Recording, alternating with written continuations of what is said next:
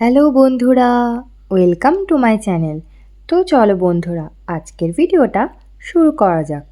তো ঘড়িতে এখন ওই 7টা বাজতে যাবে। তো একটু আগেই ঘুম থেকে উঠলাম, দিয়ে উঠে দাঁত টাত মেজে তারপরে ফ্রিজ থেকে মাছটা বের করে রাখলাম, নাহলে তো বরফ ছাড়তে ছাড়তে অনেক বেলা হয়ে যাবে। তো তারপর একটু চা করে নিয়ে এলাম, দিয়ে আমার যা কাজ ডাইনিংয়ে বসে বসে প্রকৃতি দেখা, মাছেদের দেখা আর চা খাওয়া।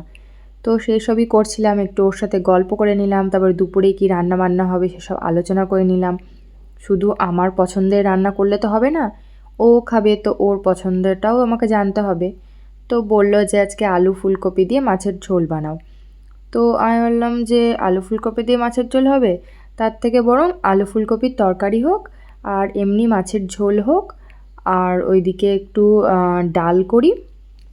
আর ও সেই বাজার থেকে ওল এনেছিল, তো দেখি যদি বেশি দেরি না হয়ে যায় রান্না করতে করতে, তাহলে ওই ওল মাখাটা বানাবো। তো সেসব দেখো রান্নাবান্না করেছি, তারপরে এখন হচ্ছে ভাতটা বসিয়ে দিয়েছি। তো এখন তোমাদের দেখাচ্ছি যে আমার রান্নার লুকটা কেমন হয়েছে, মানে কেমন দেখতে হয়েছে। এখানে ওই আলু পটল সয়াবিন দিয়ে তরকারি হয়েছে, এখানে হচ্ছে ডাল হয়েছে, আর এখানে একটু লেবু কেটেছি, এখানে মাছের ঝোল হয়েছে, আর হচ্ছে পাশে হচ্ছে ওল মাখা। আর ওই তরকারিটা একটু কালো কালো দেখতে পেলে কারণ লোহার কড়াইয়ে রান্না করেছি। আর লোহার কড়াইয়ে রান্না করলে যতই মেজে পরিষ্কার করি না কেন, সেই কালো কালো রান্নাই হয়। আর এখানে আমি এখন তোমাদের দেখাচ্ছি যে আজকে কত ফুল ফুটেছে, বিশেষ করে জবা ফুল কত ফুটেছে দেখো। তো আজকে তো আমি খুব খুশি যে আজকে অনেক ফুল দিয়ে ঠাকুরকে পুজো দিতে পারবো। তো দেখো ঠাকুর ঘরে চলে এসেছি, আর এই যে দেখো 1 2 3 4 5 5টা জবা ফুল ফুটেছে, নয়নতারা ফুটেছে, আর একটু তুলসী নিয়ে এসেছি গোপাল সেবা দেওয়ার জন্য। তো দেখো গোপালদের স্নান করিয়ে আমি ওদের আসনে বসিয়ে দিয়েছি। তো এবার আমি একটু পুজো দিয়ে নিচ্ছি। তো আজকে এইটুকুই তোমাদের সঙ্গে শেয়ার করলাম, পুরো পুজোটা আর শেয়ার করলাম না। তো পুজো দেওয়ার পর একটু বসে নিয়ে দেখলাম যে খাওয়ার সময় হয়ে গেছে। তো এই জন্য আবার একটু খাবারগুলো সাজিয়ে নিয়ে চলে এসেছি ডাইনিংয়ে। খাওয়া দাওয়া করলাম, রান্নাঘরটা পরিষ্কার করলাম, তারপরে দেখছি হঠাৎ কোথা থেকে কি আকাশে একবারে ঘন মেঘ করে গেল, দিয়ে বৃষ্টি পড়তে লেগে গেল। তো তোমাদেরকে দেখাচ্ছি আমাদের এই যে বাড়ির পিছন দিকেও এই যে গলিটা রয়েছে, এখানেও কিছু গাছ লাগানো রয়েছে। এই যে জবা গাছ, এটা লাল রঙের জবা হয় কিন্তু খুবই কম হয়, এটাই দুঃখ। কবে যে ওখানেও এরকম গোলাপি জবার মতো জবা হবে কে জানে।